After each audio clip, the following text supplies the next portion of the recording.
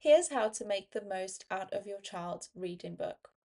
Sometimes reading their school book can feel like just another thing on the to-do list, but it can be a really great opportunity to build your child's confidence and reading skills in a fun way, whether they're reading phonics level books or if they're reading longer chapter books. So, my first tip is before you read, get curious. So, you can start with a really quick chat about the front cover or the title. What do you think this book might be about? Have you read anything like this before? Doing things like this will build your child's prediction skills and get them thinking about the story before they've even started to read.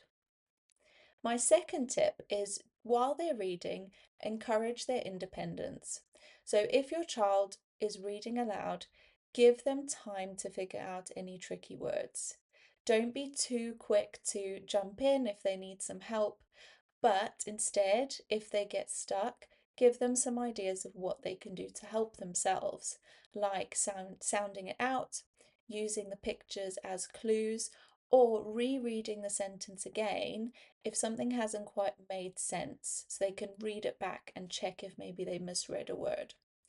This is all about building their confidence and problem solving so that they know that they don't need to rely on somebody else in order to help them to read.